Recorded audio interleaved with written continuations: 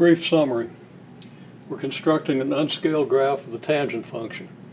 Tangent function is the sine function divided by the cosine function, meaning for any position along the horizontal axis here, the value of the tangent function is the value of the cosine function divided, the value of the sine function divided by the value of the cosine function. I will point out that these 2 points, the two graphs, and of course I've got the graph of the sine and the cosine function. We already know how those are done, so it's not really necessary for me to point that out, but there it is. The point where these things, where the two graphs cross, should correspond to the midpoint of the interval that represents the first quadrant on the reference circle. And you should understand why that is in terms of the reference circle. It's not the case here. They intersect at a point that's pretty much corresponds to this horizontal position on the horizontal axis. Okay, and this position is a little more than halfway between here and here. So I didn't draw the graphs quite right. They're a little too fat or something. Over here, they intersect about where they should. This point appears to be about halfway between here and here. Here, I got the shape just a little bit wrong. Okay, well, that's a kind of a minor point, but you do want to understand that about the graph. Okay, we want to construct sine function, value of the sine function divided by the value of the cosine function. First thing we do is we pick a unit. Now, a really convenient thing to do is pick a unit that's equal to the distance of a maximum or minimum value of the function relative to the axis. Okay, and I chose not to do that just for generality. This is a little too big. Okay, it looks like the unit is about up here. And there's nothing wrong with that because these are unscaled. Everything is unscaled.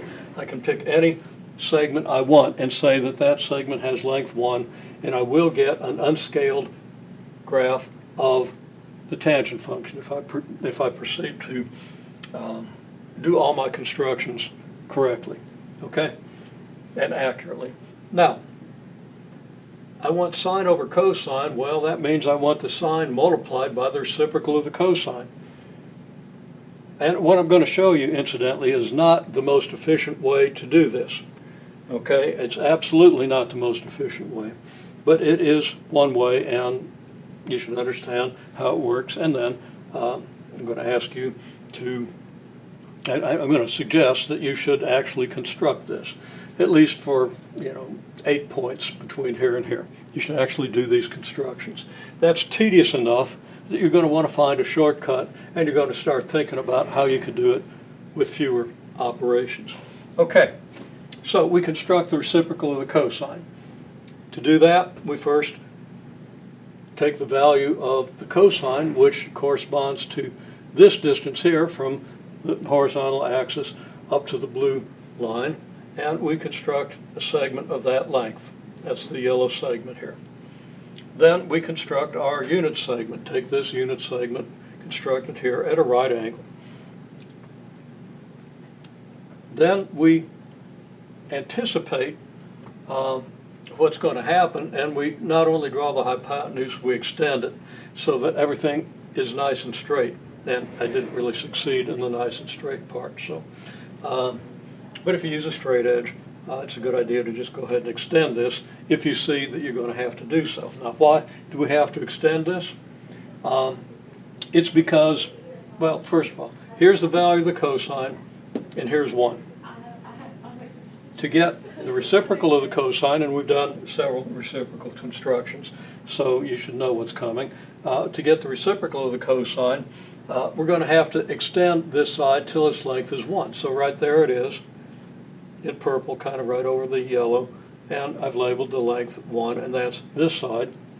And it follows just by the similarity of the triangles that this side has length reciprocal of the cosine, relative to this choice of unit. Whatever the choice of unit is, we're going to get a consistent result when we complete everything. Then we want to multiply the sine by the reciprocal of the cosine. Now, I asked you to think through how to do that before I showed you this. This is not the most efficient way to even do this once you have this value, but this is the way we're going to do it, okay, because I want you to discover more efficient ways to do things. So here's the value of the cosine. Now construct a green segment that has that same length. Okay, there's the reciprocal of the cosine. Then, perpendicular to that, I construct a side of length 1. Now,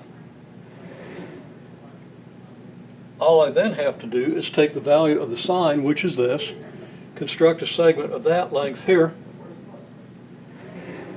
and then construct a line parallel to the hypotenuse.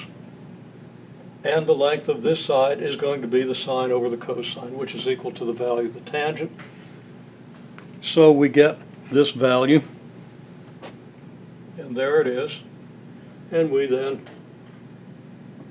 locate our point on the graph accordingly. Now we do this for every point of the graph. Of course we can't because there are infinitely many points, but we do it for a representative sample. And the whole idea is that since we can construct a dense set of points on the graph of the sine function and then complete that so that the sine function is defined for every real number, we can construct a dense set of points for the cosine function. Every time we get a point on the sine graph, let's just shift that point over here and mark that as a cosine. So we have a simultaneous construction of the cosine graph, if you like. Then everything we've done here is doable by compass and straight edge. So we can take any number of points along the horizontal axis, whatever we have time for, and do the construction and get the value of the tangent function, the sine divided by the cosine. Okay, we're going to go on and see what the implications are.